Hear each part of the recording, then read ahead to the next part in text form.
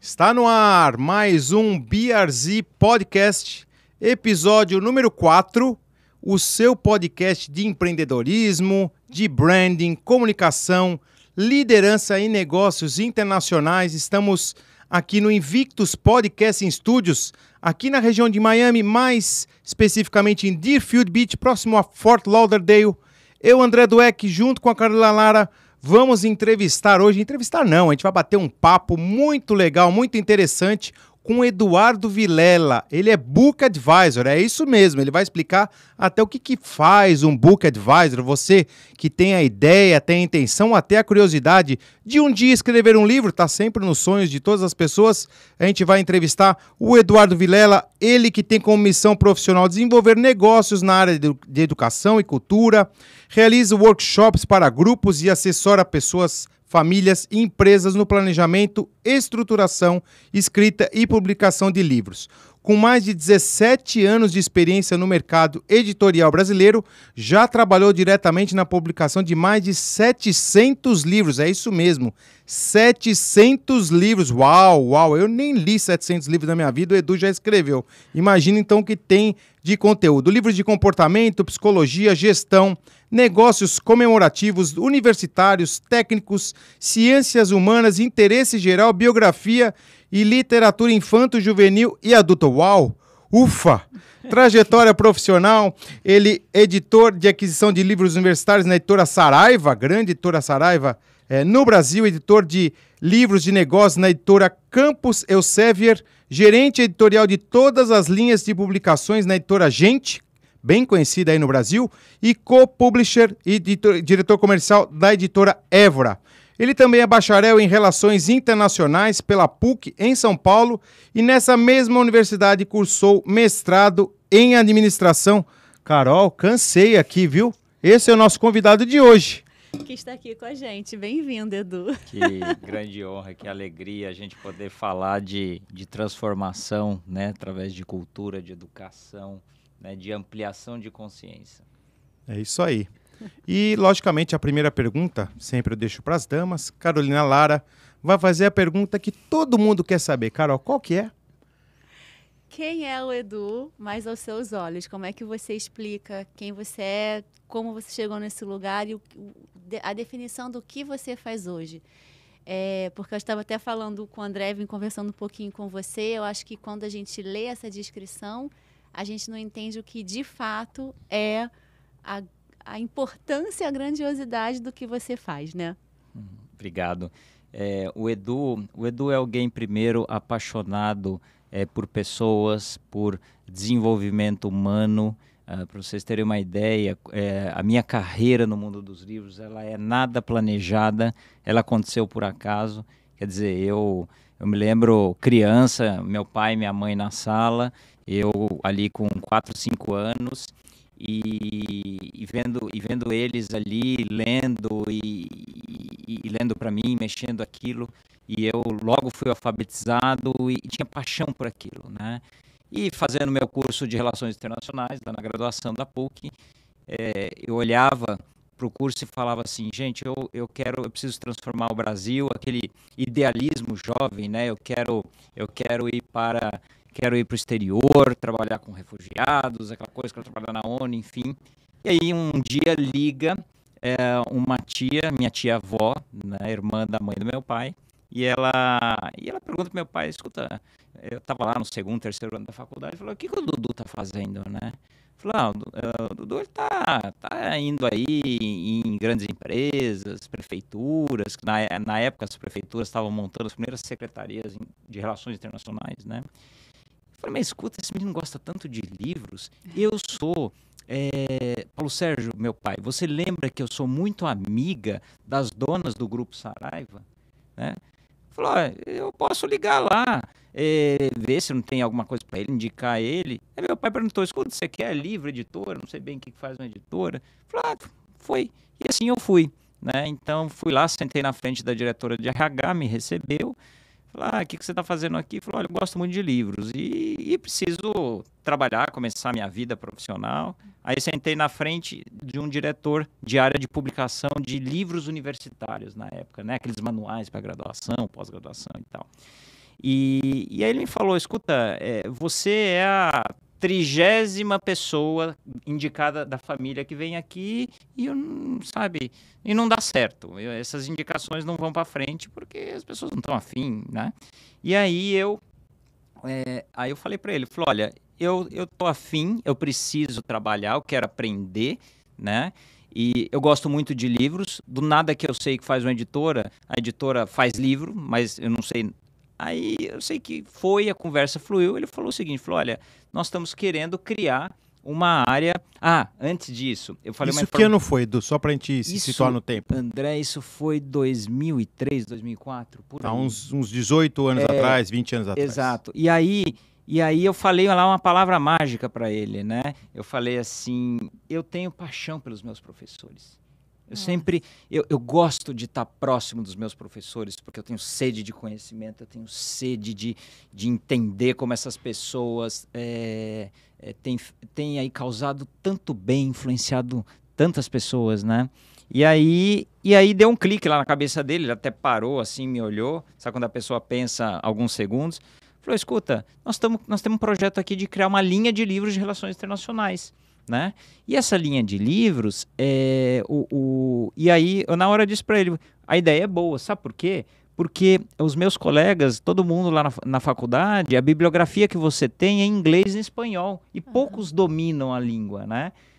Ele falou, escuta, você não quer falar com os teus professores lá e montar uma equipe de professores que a gente vai criar um catálogo, vários livros? E assim fui contratado como estagiário, né? Só de relações internacionais, em menos de 6 meses, a gente já tinha 30 livros contratados. Uau! Nossa. Foi uma loucura. Caramba! Foi uma loucura. Eu realmente convenci os professores, né? Numa época que não tinha muito digital ainda, né? Não, digital. Era bem digital impresso. estava começando. As super livrarias, não sei como é que chamava. Tinha as Mega Stores. Mega Stores era um sucesso Naquela no Brasil. época, as Mega Stores estavam se expandindo, né? Você tinha a Siciliano, de um lado, você tinha a Saraiva e a Livraria Cultura, que tinha lá, tava assim, enquanto Saraiva e Siciliano estavam expandindo muito rapidamente, enquanto a Cultura mais lenta, né? Anos depois ela viria a expandir mais rapidamente.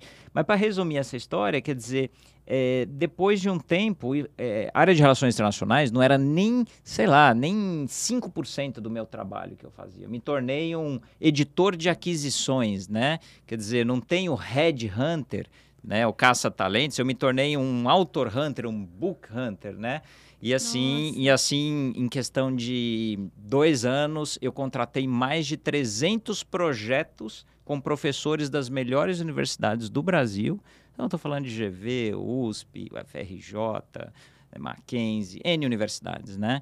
E assim eu comecei minha carreira. Então eu sou alguém que é apaixonado por realmente levar o conhecimento às pessoas. Eu acredito no livro. O livro é uma das ferramentas mais poderosas de aprendizagem. E baratas. Uhum. Você faz um MBA, entre aspas, dependendo do livro que você pegar lá, se você conseguir ler, é um conteúdo isso. do MBA. É um MBA. Lógico que é uma parte só, né? Mas Sim. ele tem um conteúdo que se ensina no MBA. Sem dúvida, com certeza. E assim, e vamos pensar que o Brasil é um país que eu brinco que o que nós temos para evoluir em termos de consciência, de educação, de desenvolvimento humano é a Belém-Brasília de bicicleta, né? Então a gente tem aí Caminho longo. um grande espaço, né, para isso.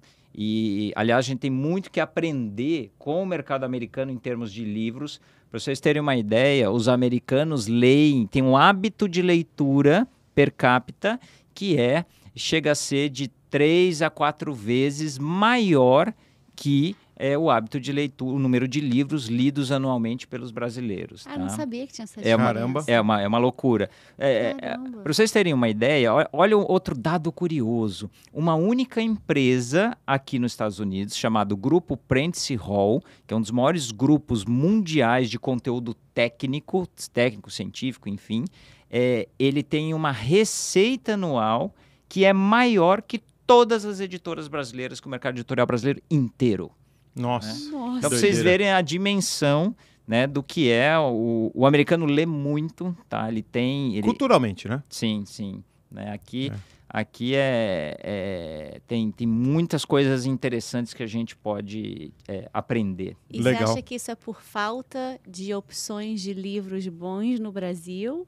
Ou você acha que é falta de hábito mesmo nosso de Não, ler? você sabe uma coisa interessante? Nós temos duas instituições que formam leitores, né? A gente tem de um lado a família e a gente tem de outro lado a escola, né?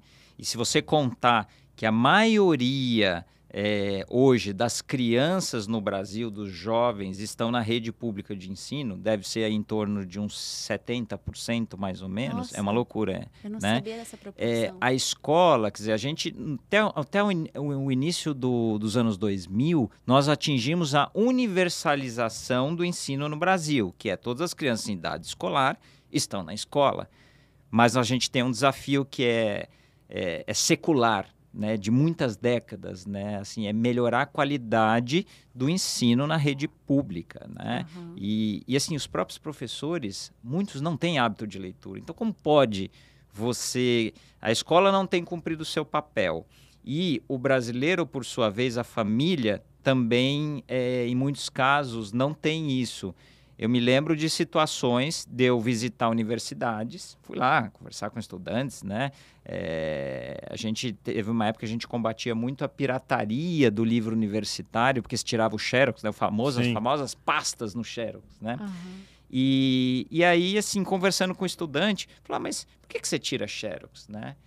Aí, estou falando de estudante de escola de altíssimo nível, particular em São Paulo, assim, de uma origem familiar. Mais barato elevado. comprar o livro, às vezes, né? Que ele gastava com xerox. Não, aí o sujeito, você perguntava, escuta, eu compro eu tiro o xerox, sabe por quê? Porque, assim, o livro é muito caro. Então, mas se pensar na época, vamos pegar hoje, o preço médio de um livro, 80, 100 reais, né? E aí você perguntava para o sujeito o seguinte, jovem, bem informado, você falou, olha, escuta, você tem namorada? Ah, tenho. O que vocês fazem num típico programa de fim de semana? Ah, a gente vai lá no shopping, aí a gente vai comer no América, aí a gente vai ao cinema e tal. Cara de classe média alta, né? Quanto que você gasta no estacionamento? R$25. Quanto que você e tua namorada lá no América, lá, tal, não sei o quê? 120, 150. Ah, quanto que você gastou no cinema cada um? R$50 cada um. Então, quer dizer, o problema no Brasil não é o dinheiro. O livro não é caro. Nos últimos, se vocês pegarem a inflação acumulada, nos últimos 10 anos no Brasil, as editoras não reajustaram os preços acima da inflação, né? Então, assim, existe uma questão de valor atribuído, né? Que é um negócio muito sério. Quer dizer, na escala de prioridades de um jovem típico, primeiro eu quero comprar meu carro, eu quero viajar para o exterior, eu quero consumir as minhas roupas das marcas tais, eu quero beber cerveja 3 a 5 vezes por semana com os meus amigos. Veja, eu adoro fazer tudo isso.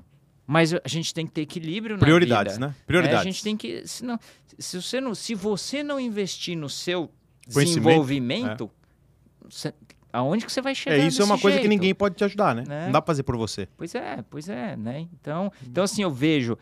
mas deixa eu falar uma coisa super otimista para vocês. Eu estou pintando esse cenário aqui, mas nós estamos passando no Brasil por eu diria assim, a transição, a mudança ela é lenta, mas está acontecendo, se a gente pegar os dados dos últimos 30 anos da pesquisa de hábito de leitura, nós estamos tendo um crescimento lento, porém consistente, tá certo? Ótimo. Né? E a internet tem ajudado muito nesse processo, a disseminação da internet que a gente vê, principalmente com a chegada da banda larga no Brasil, que a gente coloca efetivamente de uns 5 a 7 anos para cá, tem estimulado muito as pessoas, adultos que não tinham hábito de leitura, que começam a ler textos curtos online e fazem uma migração para o livro. Eu comparo com a indústria de vinho, né? O sujeito que gosta de... quem está conhecendo o mundo do vinho, começa lá tomando um vinho mais simples, vai lá no caso do Brasil, né? Começa tomando lá um vinho chileno, um argentino, um vinho de supermercado, né? E o sujeito, opa, não sei o quê, e aí com o tempo ele vai se sofisticando. Ele vai, opa, tem um vinho português. nossa, que legal, mas tem esse italiano, mas tem esse francês, então ele vai fazendo a escadinha. Quando a pessoa começa a ler, existe uma forte tendência dela querer, se ela percebe como é gostoso Aprender, né? aprender, ter essa absorção do conhecimento. E ela vai sofisticando, ela vai buscando textos mais sofisticados, ela vai, em vez de ler uma página só, um texto curto, ela quer ler 5 páginas, e assim a coisa vai formando, sabe? Então Interessante. Eu tenho algumas perguntas aqui, Sim. eu sei que a Carol também tem, Edu. Não sei se você tem esse dado. Estatisticamente, quantos livros uma pessoa lê ao longo da vida? Você tem esse dado? a gente tem que falar... Uma pessoa normal, Tá, né? Não tá. você, Edu. Não, 700 você escreveu, então você leu mais de 1000, você não vale. André, tal história, né? A gente já falou algumas vezes, eu e você, que eu sempre falo, pô, André, você é um empreendedor muito bem sucedido e tal, e você fala pra mim, pô, Edu, mas quando eu assisto o vídeo do Warren Buffett, eu me sinto uma formiguinha e tal, pois vou usar o mesmo Warren Buffett. Eu atualmente tenho lido uma média aí de 4 a 5 livros mês, tá? Isso não são livros de clientes, isso que eu faço, são livros de interesse pessoal, né? E o Warren Buffett lê uma média de 700 páginas por dia. Caramba. Por dia. Caramba. 700 páginas, eu vou dar uma ideia para vocês, equivale a 2 a 3 livros. Tá? Você pegar o número médio de páginas. Então aí também você vê que interessante. Hoje no Brasil, tá certo? A gente tem um hábito de leitura, de acordo com a última pesquisa, a gente tem aí em torno de 4 livros per capita, que teoricamente a pessoa leu. Por ano? Tá? Ano. Pô, é tá? bastante. Pois é. Não é ruim. Mas, assim, na teoria... Que ela comprou, né? Que a gente não tem como saber. Não? Na verdade, não foi ela que comprou, porque metade desse número... o Brasil tem... Olha que coisa legal, não sei se vocês conhecem essa informação. O Brasil tem o maior programa de livros didáticos, que são quando os governos federal, prefeituras e governos estaduais compram das editoras em grandes licitações e distribuem para as crianças e para os jovens na rede pública de ensino. É o maior programa de licitação de livros do mundo, distribui de graça. Não sabia. Né? Mas esses são livros didáticos. Didáticos E paradidáticos, Sim. né? Quando você vê... O livro didático é aquele livro típico que cobre o conteúdo de uma ou mais disciplinas, matérias na escola, seja no ensino médio, seja no ensino fundamental, enfim. Interessante. E o paradidático é aquele livro complementar, por isso que ele é paradidático. Exemplo, Desafios da Amazônia hoje. É um paradidático. A questão indígena no Brasil. Né? Enfim, então, e tem também a literatura, né? Assim, por exemplo, o Monteiro Lobato está aí entre os 3 autores mais vendidos. Por quê? Porque ele é mais vendido. Da história, né? Da história, sem dúvida. E anualmente também. E por quê? Porque os governos compram os livros do Monteiro Lobato e distribuem nas escolas. Né? Então, o Brasil tem... mas desses 4 que teoricamente a pessoa lê ao ano, 2, então, metade disso o distribuído pelo governo de graça. Você pode estimar que a pessoa teve acesso, um exemplo, pessoas na biblioteca. A gente fala desde criança, né? Todas as idades. Essa é uma tá na média. De população, média. Um desses livros a pessoa teve acesso via biblioteca, portanto, e compra com o próprio dinheiro um exemplar. Tá. Certo? Isso então, não está contando os livros digitais, audiobooks? Assim, isso é uma coisa que a gente precisa falar. O Brasil é muito diferente nesse aspecto dos Estados Unidos, tá? Eu diria para vocês que mesmo o mercado de e-books ainda está engatinhando no Brasil. Os últimos dados mostram o seguinte: o Brasil é um país que tem em torno de 85% das vendas de um livro na versão papel, é o impresso. 13 a 14% é o e-book, o livro digital, né? E 1 a 2%, que é o mercado, né, mais bebê, digamos assim, é o audiobook. Baixo, né? Audiobook. Ainda muito baixo. Assim, ele está crescendo rápido, ele está crescendo a taxas chinesas aí de 20% ao ano, coisas mas assim. A base ainda é pequena. Mas é uma base muito pequena. E o que acontece? Então, com a pandemia, antes da pandemia, o e-book era em torno de 7 a 8% do total das vendas. Vocês viram que dobrou, né? De 13 para 14. É uma evolução. Mas o fato é assim, o livro impresso, E aqui tem um ponto interessante para nós, tá? Eu defendo a tese de que o livro impresso nunca vai desaparecer. Eu também Concordo, acho que não. concordo. Diferente, Cria memória, né? é diferente do jornal ou de muitas revistas, por uma razão que é o seguinte: o jornal traz um artigo que é um conteúdo curto, de consumo rápido. Hoje, conteúdo curto de consumo rápido, eu consumo de graça Online. na internet. É. E de graça. Não, Por e que eu fica vou velho, pagar? né? E fica velho, desatualiza. Aconteceu ontem à noite, o cara vai esperar até amanhã de manhã, ele já leu. Né? E o livro, assim, o livro tem uma questão que um livro é um mergulho num determinado tema, né? E quando o autor tem o seu advisor, a editora, quando há uma preocupação, um cuidado com a perenidade do conteúdo, né? Basta ver os clássicos que estão aí há alguns milhares de anos, né? Então, quer dizer, você desenvolve o conteúdo a fundo, ele não, se você cuidou, ele não se desatualiza. E tem um outro aspecto, o aspecto que o livro impresso, ele ativa praticamente todos os sentidos ao mesmo tempo. Quando eu pego um livro, eu sinto o cheiro, eu escuto o movimento de eu virar a página, a visão, obviamente, né? E o cheiro do papel. Não, e acho que tem até mais uma coisa, né? Emocional, até, Carol, depois pode emendar. Que eu percebo, tem gente que é aquele momento do cara falar assim, eu dormi com o livro em cima de mim. Isso. É uma coisa assim, me ajuda a conexão, relaxar. A relaxar, né? É conexão. Eu vejo muita gente falar assim, pô, dormi com o livro em cima de mim, então eu entrei num nível de meditação, de relaxamento, enfim, de descanso mesmo, mental, Sim. que às vezes só o livro proporciona, não é isso? Com certeza. Eu ia falar isso também, eu acho que o livro tem um fator emocional muito carregado, né? Tem sim. A gente estava conversando antes, para mim é muito mais fácil audiobook. É assim, indiscutível. Funciona muito melhor para mim quando eu descobri para mim. Mas é isso. Foi ouro. Mas os livros que eu ganhei, eu leio no papel. Eu geralmente não compro livro, mas eu ganho o livro. E me dá uma satisfação imensa, porque aquela pessoa foi na loja, comprou para mim, pegou com a mão dela. Escolheu um tema, né? Às vezes colocou uma dedicatória, que eu nem sei se os autores gostam disso ou não. Mas, então, vem com uma carga emocional tão gostosa que são as vezes que eu leio o livro de papel. Você quer ver uma coisa? Vocês acham que nós aqui... Imagina vocês comprarem um livro de... Vou pegar aqui aleatório. Gastronomia e bebida. Ou um livro de viagens, um livro de arte. Você consegue imaginar você lendo um e-book de um livro de vinhos, não dá. de um livro de... Não dá nem para enxergar, né? Até e a experiência, a impressão, gente, verdade. a impressão até volto atrás no que eu falei, porque eu sou arquiteta. Então, a minha biblioteca de arquitetura é bem grande. Mas na hora que tem que ler mesmo... Não, e eu acho que tem uma coisa também, Edu, que uma opinião minha, mas eu queria até que você me falasse. Eu vejo que às vezes o legado que os pais deixam, né? A gente estava conversando um pouco disso. Para quem não sabe, eu estou escrevendo meu primeiro livro com o Eduardo Vilela. Depois a gente vai entrar nesse assunto, caso você queira. A Carol tem uma série de perguntas disso. Eu já não vou fazer as perguntas porque eu já sei, mas a Carol ainda vai fazer as perguntas.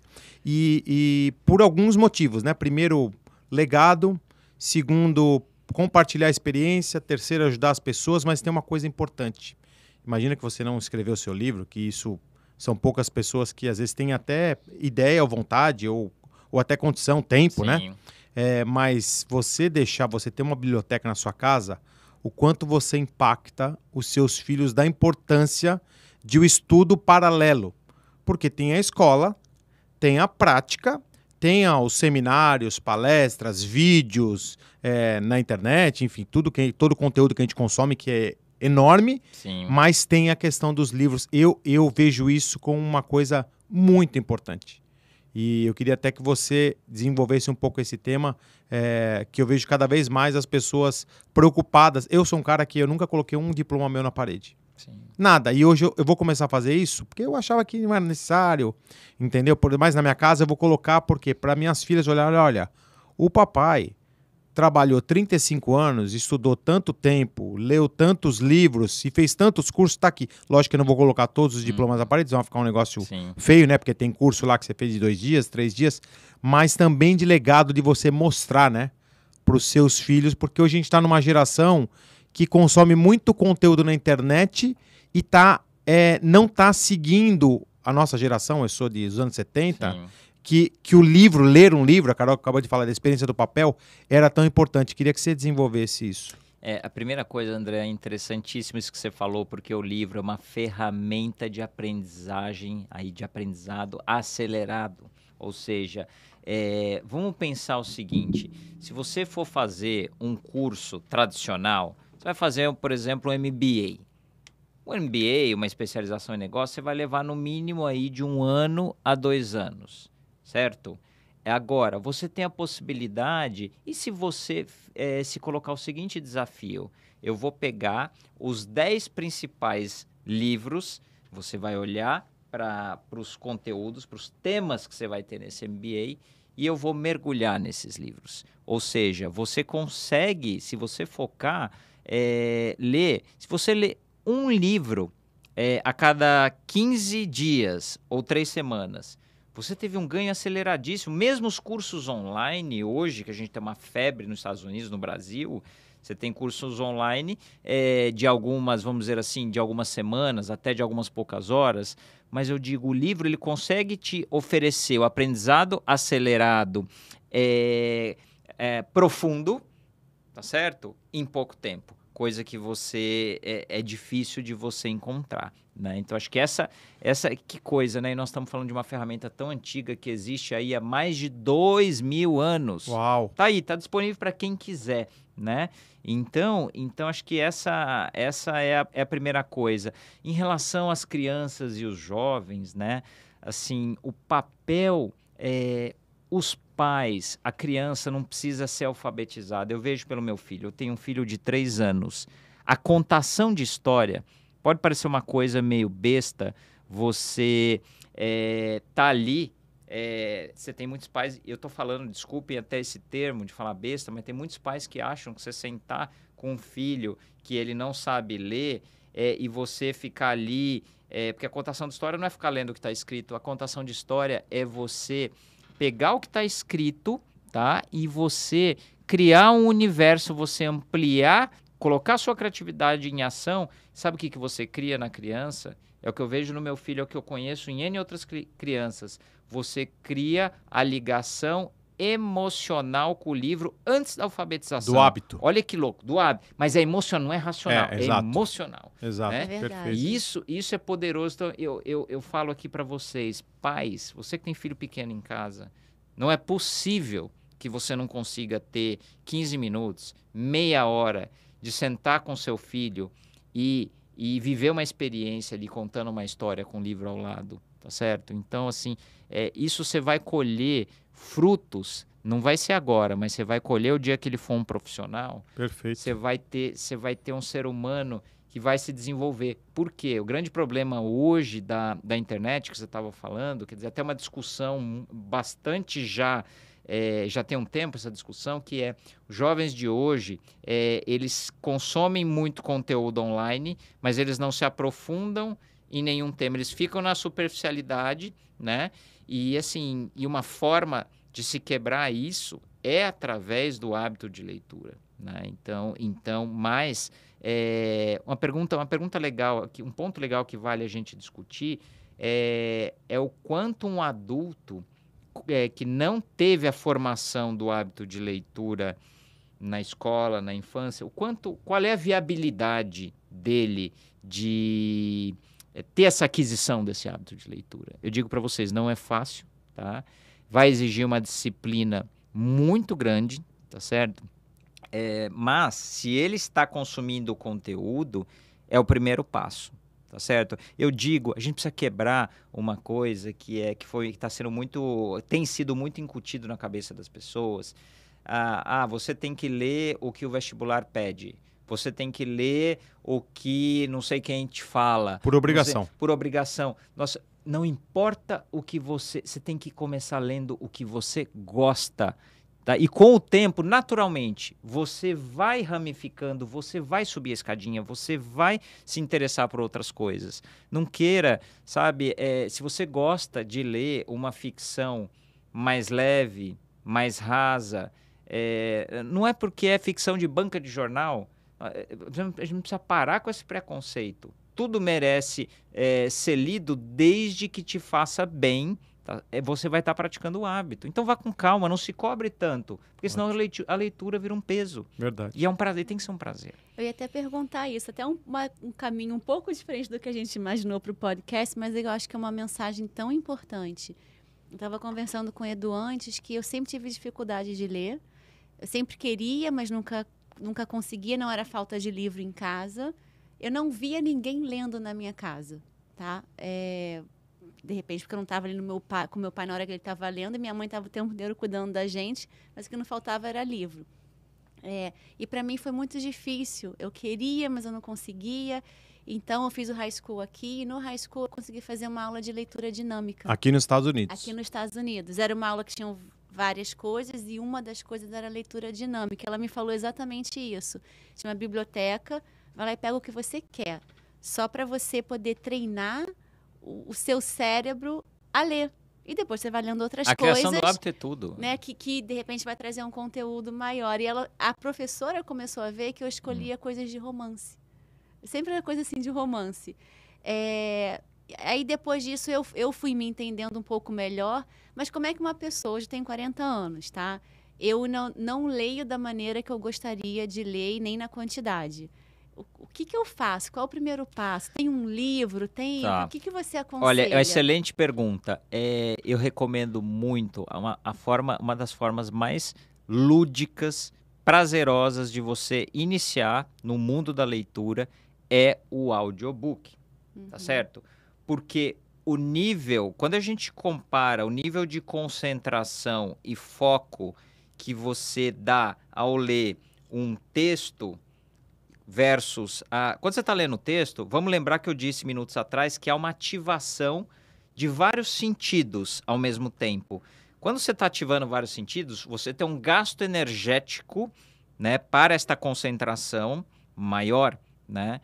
Quando você está escutando o audiobook, você pode, por exemplo, estar fazendo atividade física na tua esteira, você pode estar fazendo a sua caminhada, você pode estar parado no trânsito na sua cidade, dentro do carro, tá? Então, assim, o audiobook não exige de você um nível de concentração tão profundo e dedicado, tá certo? E a tecnologia de audiobooks, ela tem avançado demais nos últimos 10 anos. É a qualidade de edição, tá certo? A questão da banda larga que não fica mais caindo, né?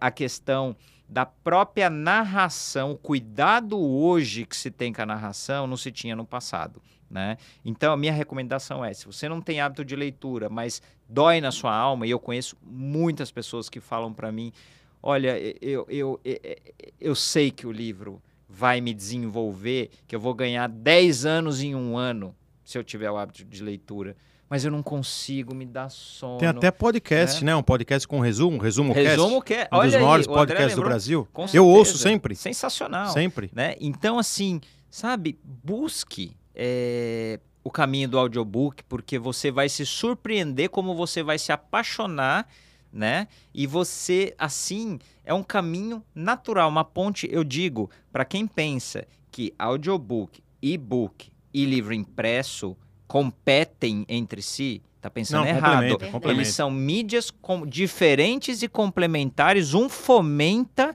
o interesse pelo outro. Essa é a visão que nós temos que ter. Perfeito. Né? E agora, só pra gente... A pergunta é que não quer calar, Carolina. Agora já li bastante, senti vontade de dividir a minha experiência com o mundo. O que eu faço? Começo sozinha? Qual é a diferença de ter um profissional ajudando? O que esse profissional faz? E o porquê, né? Por que escrever um livro e como começar? Acho que é uma curiosidade de muita gente, né, Carol? O que motiva as pessoas, né? A gente veio conversando um pouquinho, tantos tipos de tópicos diferentes, né? Sim. Quem é essa pessoa que chega até você, né? Deixa eu até vou complementar. Convença Carolina Lara a escrever um livro, Eduardo Vilela. Que eu tô tentando, tá? E aí, tentando te ajudar. Assim, e aí, eu vou Como dizer... que seria o approach? E exatamente, as pessoas às vezes nem sabem, né? Que elas têm, não é nem potencial, conteúdo para um livro, né? A pessoa fala, mas eu vou escrever um livro e tal. Todo mundo confunde até, desculpa interromper, Carol, mas é bem importante. Todo mundo confunde escrever um livro com biografia. Fala, mas minha história nem é tão legal. Falei, mas não precisa ser a biografia. pode ser uma experiência, uma parte da tua vida. Eu acho que todo mundo, logicamente que depende da fase da vida, a idade e tal, tem uma história para compartilhar. Com certeza. E aí, só emendando nessa pergunta dela, né? Qual que é o caminho? Tá certo. Eu digo para vocês assim, eu trabalho com o seguinte entendimento. Para mim, o livro é o filho do autor, tá? Por que ele é filho? Porque ele, uma vez que você gera um filho, esse filho é a sua continuidade para o mundo, ele é o seu legado, ele é o seu impacto, né? Eu tenho, infelizmente, 2 histórias assim tristes para compartilhar com vocês. 2 clientes meus, né? Que uma cliente, o livro dela foi publicado o ano passado e 2 meses depois ela faleceu, né? Aos 51 anos, né? Jovem. E assim, super jovem. Você vê o legado dela, tá aí. Um livro que ela contou, abriu o coração dela, trouxe toda a experiência dentro do tema que é o livro, né? Assim, riquíssimo os exemplos. É um livro de negócios. Você pode compartilhar? Claro, com certeza. O nome do livro é Neo-Inclusão, né? A autora é Nilza Montanari. A Nilza é foi uma das maiores consultoras no estado de São Paulo de criação de programas para PCDs para grandes empresas. Ela era consultora especial. Ela própria era cadeirante. Olha que coisa interessante. Interessante, né? muito interessante. E o outro livro, infelizmente, o livro está nas mãos da editora, está em fase de publicação e o autor faleceu, não tem nem 10 dias, né? Mas por que eu estou contando essas histórias? Qual que é o segundo? Ainda você não pode falar porque não foi publicado? Ele ainda não foi publicado, Tá. a gente não fala, até por uma questão com a editora Não, de tá bom, confidencialidade. Tá. Mas assim, então veja como o livro, né? Se você pode morrer, os clássicos estão aí para provar, estão aí, tem clássicos há décadas, séculos, milhares de anos, que a gente continua legado, né? ouvindo estas pessoas, né, contribuírem para o nosso avanço, tá? Então, primeira coisa, o livro é filho. Segunda coisa, se você tem o desejo de influenciar determinado público de pessoas que são importantes para você, que você quer realmente criar uma conexão, uma relação íntima com essas pessoas, né? E eu estou falando de milhares de pessoas, né?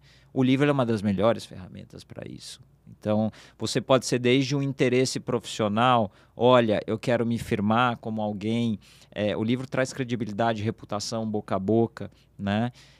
Isso pode ser objetivo de crescimento de carreira, contribuir para o fortalecimento de determinado mercado, né? O que o André está fazendo aqui, o André quer fortalecer o empreendedorismo no Brasil, o André quer que mais empresas e líderes prosperem, né? Então, quer dizer, ele tá transição, né? Transição de estudante para executivo, para pequeno e médio empreendedor. Trazendo toda essa experiência. Que é o caminho, né? Caminho que eu tive. Né? E com certeza, assim, quando você fala, né, que as pessoas dizem assim, mas a minha história, que vai se interessar pela minha história? A minha biografia, mas eu não sou uma personalidade, não sou famoso, eu não sou, né? Mas a questão é, o que é rico, tá certo?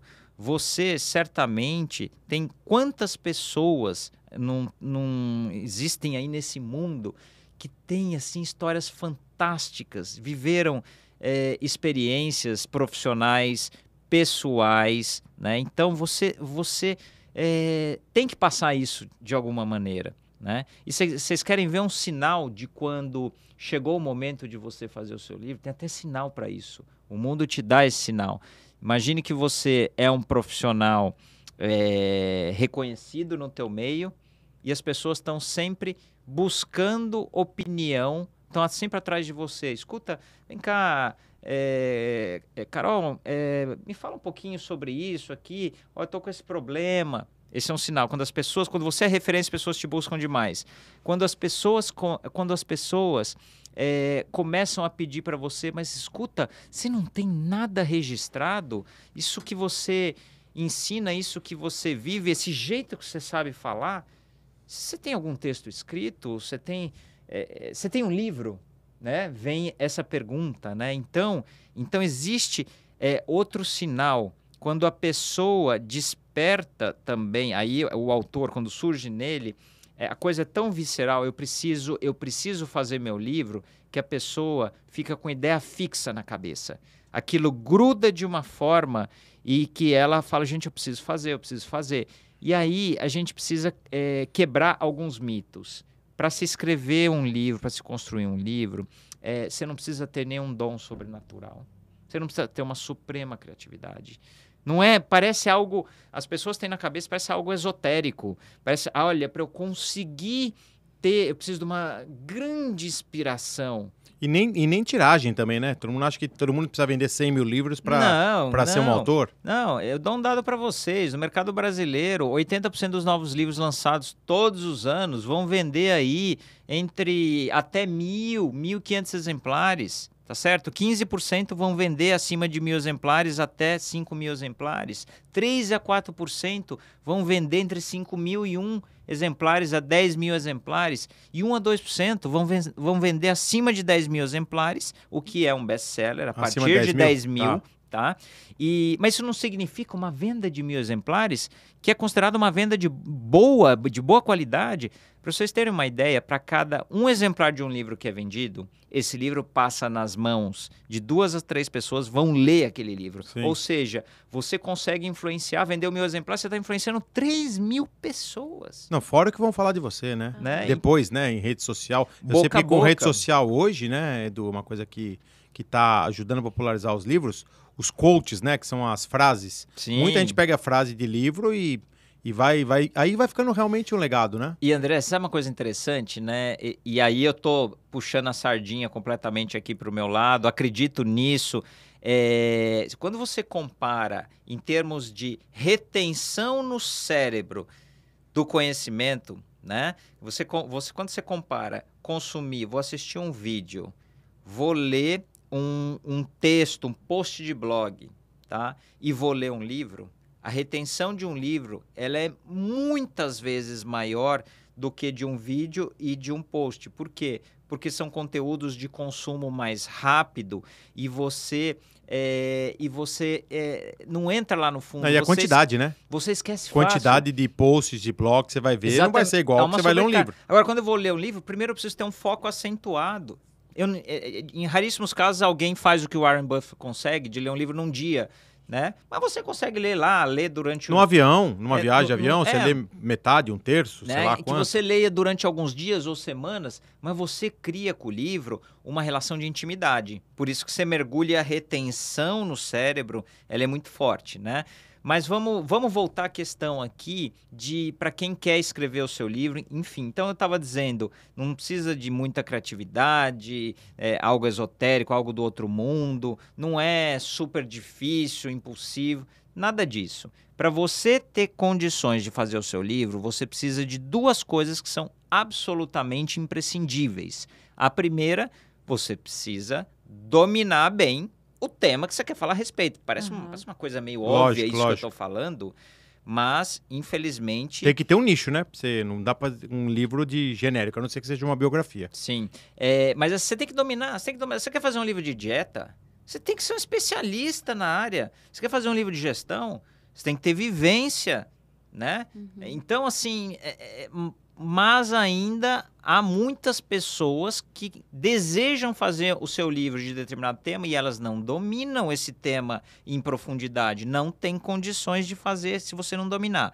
Segundo item que é imprescindível, se o sonho de 99,9% dos autores é que o seu livro seja lido pelo maior número possível de pessoas... então você tem que conhecer público-alvo, você tem que entender, desenhar quem que é a sua persona, quem é o seu leitor. Porque não existe esse negócio de um livro ser lido ao mesmo tempo... Todo mundo, qualquer um. Por todo mundo. Não existe. Isso, na verdade, acontece muito raramente. É 0,1% dos livros isso acontece. Normalmente numa biografia de alguém que até não está mais aqui... E gerou uma comoção, né? Olha, você sabe de uma coisa, assim, eu vou dizer para vocês, 80% ou mais dos livros, tá, vão ter no máximo de 1 a 2 públicos. E quando o livro tem 2 públicos, normalmente você vai ver, ele tem um público-alvo primário, principal, e um público-alvo menor, secundário. É raro um livro que tenha mais de 2 públicos. Do que 2, né?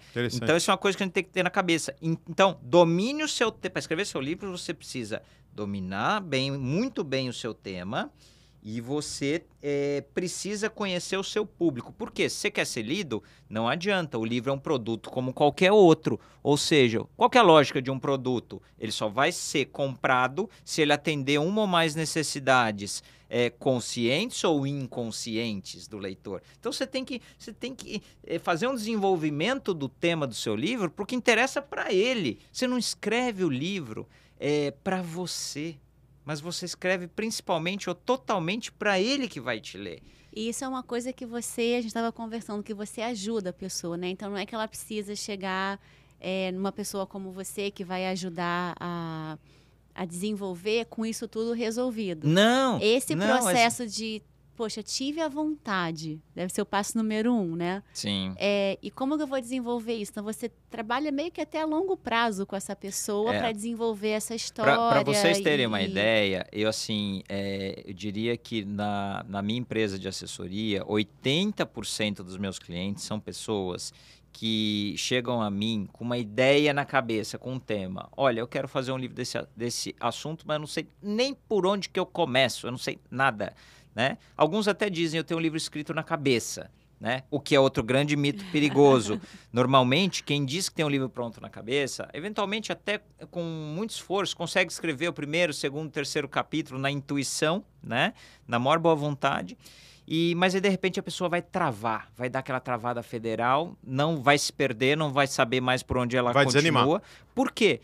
Porque ela não fez uma coisa básica, ela não fez uma estruturação adequada do projeto. Dos capítulos, um plano de negócios de um livro, para falar uma linguagem aqui que a nossa audiência vai entender bem, né?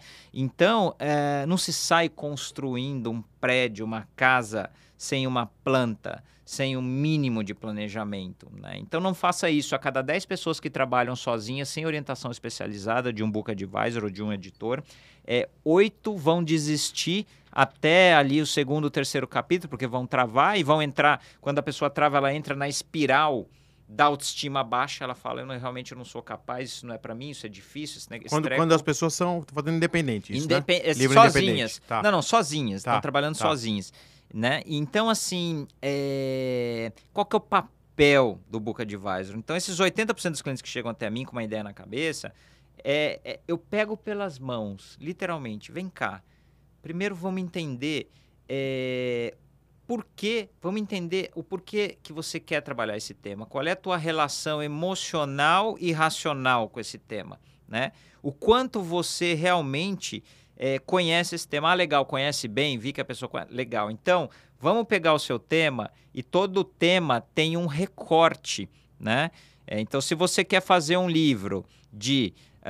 o caso do André aqui. O André, ele quer fazer um livro, a gente está trabalhando no livro dele, né? É um livro de gestão, é um tema de gestão e negócios. Mas isso é muito amplo, gestão e negócio, eu posso falar de N. O nosso recorte nós queremos que é um livro que traz um conteúdo para homens e mulheres de negócios que sejam empreendedores ou executivos que desejam atingir uma alta performance, resultados muito acima da média. Ou até estudantes que vislumbram essa carreira. Que queiram também construir essa carreira. Então, quer dizer, veja que o André tem um recorte. O macro tema dele é gestão, negócio e empreendedorismo. E o recorte dele é negócios de alta performance. Então, eu ajudo o autor, a partir da ideia que ele tem, toda a ideia, então, esse recorte vai se desdobrar em outros assuntos. Cada assunto desse vai dar origem a um capítulo, né? E aí nós precisamos saber o que você, autor, quer falar capítulo a capítulo. A gente faz isso em bullet points, a gente vai anotando, né? A gente estuda público-alvo também, esse é um segundo momento. O que você quer atingir? Por quê? Tem uma pergunta a ser respondida que todo autor, toda pessoa que deseja escrever o seu livro deveria meditar profundamente sobre essa pergunta. Por que uma vez que você definiu o seu público-alvo, por que o seu público de leitores deve investir os seus preciosos dinheiro e tempo da sua vida lendo o seu livro? O que o seu livro vai agregar para ele? O que vai mudar? O que o seu livro vai fazer a vida dele melhorar? né? Essa pergunta precisa ser respondida, ela é central, ela é capital, né? Então, a primeira coisa, então, eu monto esse plano de negócio, esse plano de obra, que basicamente o coração é a estrutura de capítulos, tem análise, a gente faz uma análise de mercado do livro, que não faz sentido você querer escrever o teu livro, construir o teu livro, para você fazer um livro que é mais do mesmo. Se já tem 50, 100 ou 500 livros desse assunto, não faz sentido você fazer um livro com o mesmo conteúdo ou similar. Você até pode trabalhar dentro desse assunto, mas você tem que ter um recorte diferente. Você tem que ter um nicho diferente. Vamos dar um exemplo? Uma das áreas mais publicadas hoje em livros de gestão e negócio é liderança. Deve ter aí milhares de livros de liderança. Bom, no Brasil, eu mesmo conheço por baixo uns 300, tá? Os Estados Unidos aqui são milhares, né? Porque liderança é um tema eterno, não existe... Chama atenção. Chama atenção, não existe a fórmula mágica da liderança. De tempos em tempos surgem novos modelos, metodologias, tá certo? Então sempre vai ter espaço, porque como é que você move ser humano? Isso é uma pergunta, é a pergunta de $1 bilhão, né? Sim. Então, quer dizer, só para dar um exemplo, então o teu livro tem que nascer diferenciado desde o início, porque se for para você dividir mercado, concorrer com outros, você não vai ter chance, você vai vender 100, 200 exemplares e isso é muito frustrante, né? Então a gente faz toda essa construção, essa análise de mercado do projeto, que é uma primeira etapa.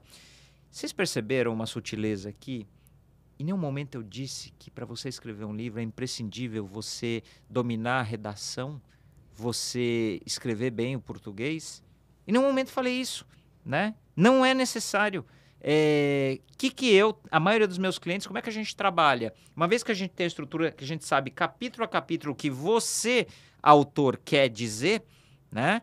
Eu chamo um redator profissional de livros, e aí eu explico para vocês, não é ghostwriter. Cuidado com isso. Ghostwriting, no meu entender, não é um trabalho sério. Para mim, eu considero como picaretagem. E eu digo para vocês, sabe quem que é o ghostwriter? É uma pessoa que é muito bom pesquisador, claro, uma pessoa que domina o português escrito, né? E é um profissional uma pessoa que quer, um novo autor que quer escrever um livro de um determinado tema, ele não domina bem esse tema. Ele não conhece, né? E ele chama esse ghostwriter, ele seleciona lá, esse autor seleciona 10, 20 livros do tema, mais não sei quantos vídeos, não sei quantos artigos, e fala para o ghostwriter, olha, você vai ler tudo isso, você vai inventar um livro para mim. Caramba, que Então loucura. isso não é sinceridade. Não, Não é verdade. Tipo os coaches de internet, que nunca empreenderam, nunca fizeram nada. É de palco. O cara fala assim, como ficar rico?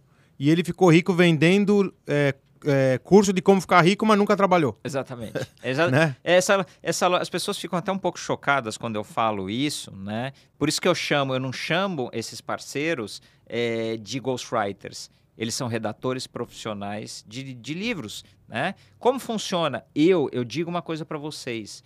Eu, na posição de advisor e os meus redatores, a gente monta, a gente faz uma reunião, essas reuniões são gravadas, para cobrir o conteúdo de cada capítulo do livro, né? Agora, o livro vai ser o que você, autor, falar ali para a gente. Claro que eu estou ali, eu, enquanto advisor, eu tenho experiência, eu fui editor antes de ter a minha empresa de consultoria atuar como Book Advisor, que eu estou há 7 anos nessa atividade. Eu tive uma experiência aí de mais de 10 anos trabalhando como editor em diferentes grandes editoras, né? Então eu aprendi como que se constrói um livro, como que se entende a cabeça de um autor, né? Então, ali, em cada reunião gravada, eu tenho a sensibilidade de fazer perguntas para o autor com base no roteiro que nós montamos capítulo a capítulo, para extrair dele a máxima riqueza que ele tem para dar no conteúdo. Só que é o seguinte, se o autor não dominar e não me der essa riqueza, eu não tenho, nem eu nem os redatores temos condições de inventar conteúdo pelo autor. E nós não fazemos isso, porque o livro, quando você inventa esse trabalho de ghostwriting, quando você inventa conteúdo pelo outro, o livro fica sem verdade, fica sem alma, fica sem essência. Até as pessoas que conhecem... Você já fala assim, caramba, já ouvi isso em algum lugar. É mais ou menos isso, né? Entendeu? Então, um copy-paste. superficial. É isso aí. Escutando isso de você, assim, acho que como tantas outras coisas que a gente consome, por exemplo, o André, por causa do André e do Tufi, eu aprendi o que vai por trás da roupa que eu visto.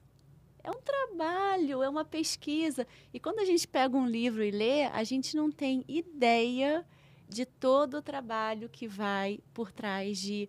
Isso a gente está falando do escrever ainda. Tem o imprimir, o produzir, a indústria. Isso tudo. A gente então, falou... Isso Parte visual, né? arte visual é muito rico isso que a gente está falando aqui, até para a pessoa dar um pouco mais de valor quando ela pega um livro e folheia. Ali tem, então, tem centenas de horas por trás. Tem, na verdade, centenas de horas é o tempo que se leva trabalhando. Mas você imagina uma pessoa que domina um tema que ela levou uma vida. Ela tá... Eu que trabalho com público de autores que são executivos, consultores, professores, palestrantes, empreendedores. Veja o caso do André. O André tem uma experiência acumulada, vamos ver se eu vou acertar, 35 anos 35. De carreira. Isso. Gente, ele está transmitindo nesse livro que ele aprendeu incalculável número de horas. Erros e acertos. Erros e acertos. Quer dizer, acho que todo mundo que lê o livro do André é o MBA. vai sentir como eu me sinto, vai ser um pouco sócio do André também. Carol, porque eu tenho isso todo dia. Carol, o André é um exemplo ótimo. O livro do André vai ser um MBA para o leitor de 35 anos, que ele vai ter acesso e vai ter condições de ler num tempo de 15 dias, um mês, uma semana. Olha a riqueza. Olha como barato, né? E barato. Acessível. O MBA mais barato do mundo, né? Olha o que é uma ferramenta de aprendizagem acelerada. Que coisa extraordinária. Só pra gente finalizar, Edu. Sim. Quanto tempo demora para escrever um livro normal, médio e muito rápido? Tá, vamos lá. Trabalhando com o apoio de um redator, né? Então, a metodologia é assim. Eu e o redator junto com o autor fala o conteúdo, é gravado, o redator gera uma primeira versão do texto, um texto organizado, esse texto vem para as minhas mãos, eu com meu olhar de editor, eu vou fazer um diagnóstico, eu vou olhar duas coisas que um bom texto precisa ter. Uma linguagem que conecte com o leitor, o storytelling, tá? Quantos de nós já não lemos livros de conteúdo maravilhoso, mas numa linguagem chata pra burro, que você fez um esforço monumental para conseguir chegar ao final? Então, linguagem, comunicação. E a outra coisa que eu olho é a calibragem do conteúdo, o nível de desenvolvimento que está ali. Eu muitas vezes reescrevo, quando eu recebo de um redator, de 30% a 50% o texto antes de chegar na mão do autor, né? Então, essa etapa, então a primeira etapa da estruturação, né, do plano de negócios, ela vai levar aí, dependendo do ritmo do autor, em média 2 a 3 meses, é um tempo para se fazer de maneira bem feita. A segunda etapa, a escrita completa do livro no Word, vai levar de 6 a 8 meses, tá certo? Pensando num livro aí entre 10 a 20 capítulos, que é um número médio de capítulos. E aí a gente tem a terceira etapa, que é a publicação do livro.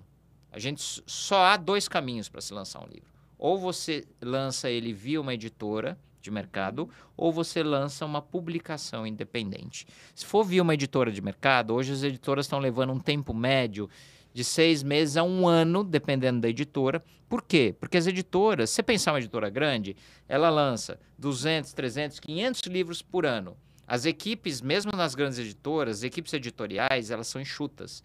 Então, é uma linha de produção e o teu livro vai entrar numa fila ali e vai sendo trabalhado. Como se fosse um portfóliio de produto, né? Exatamente isso. Ela tem lá a programação dela. Exatamente isso. A edição independente, ela é mais rápida.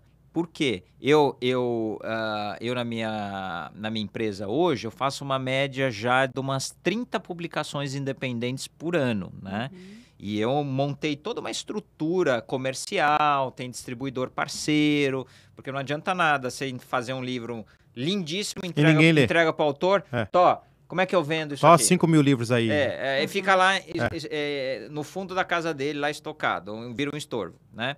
Enfim, então tem essa terceira etapa, que é a publicação de um jeito e de outro, e tem a quarta etapa. Qual é a quarta etapa? É todo o trabalho de marketing. Peraí, Edu, o independente demora quanto tempo, então? O independente leva mais ou menos metade do tempo que a editora leva. Entre 3 e 6 meses. 3 a 6 meses. Tá, ok. É bem então rápido já o passou de processo, um ano aí. Já passou de um ano. Tá bom. Né? Por isso que também metáfora de construir um livro é como ter um filho, né? Um filho leva 9 meses para ser gerado, né? Olha que coisa extraordinária. Entendi. E a última etapa é o marketing do livro. Uma vez que o livro está no mercado, tá? E isso é uma coisa que a gente precisa entender, não é só no Brasil, é aqui nos Estados Unidos, no mundo inteiro. Quem faz marketing de livro não é editora. Tá? O trabalho das editoras em marketing, ele é um trabalho muito básico, elas não conseguem ir além do básico, uma razão óbvia, elas lançam 500, 200 livros novos por ano e já tem mais 2.000 em catálogos sendo vendidos com uma equipe de 2 pessoas no marketing. Você acha que na prática... Não, fazer o básico, o basicão. Então, é papel seu, você autor, são lançados no Brasil, isso varia, claro, de ano para ano, mas em média entre 40 mil a 60 mil novos livros de todas as áreas. Bastante. Né? Por ano. Eu não tô... Fora... 5 mil por mês. Além disso, tem as reedições, são livros que já estão no mercado e são reimpressos. Isso aí não está nem contando. Não entra. Caramba. Nessa conta. Então imagina você... 40, 60 mil novos. Se você, autor, não vestir a camisa... Você vai ser um pingo no oceano, e não divulgar... E nós temos, André, assim, Carol, uma visão ainda que o americano é mestre, o autor americano uma das maiores qualidades dele é o marketing, como ele faz o marketing do livro. O autor brasileiro ainda tem um preconceito muito grande com o marketing do livro, porque ele acha que fazer marketing é quase como se fosse uma coisa suja, que vai desmerecer o trabalho. Pô, tô querendo forçar a barra para vender meu livro. E eu digo o seguinte, o marketing de um livro, ele é uma ferramenta que vai dar, o marketing num primeiro momento que vai dar o acesso, a oportunidade das pessoas conhecerem um conteúdo maravilhoso que vai melhorar a vida delas. Nós estamos oferecendo, o marketing é uma via de proporcionar bem-estar para o leitor. É assim que o autor brasileiro tem que pensar. Você está fazendo um serviço para o leitor, né? Na Sabe verdade, por quê? levando esse livro até ele. Né? Tem um fato para isso. Eu sempre digo que para um livro, eu trabalho com esse seguinte número na cabeça. Nos primeiros 6 meses a 1 ano de mercado do livro, ele precisa vender pelo menos 1.000 exemplares. Tá? Para você criar... O que funciona para um livro? É a boa e velha roda do boca a boca.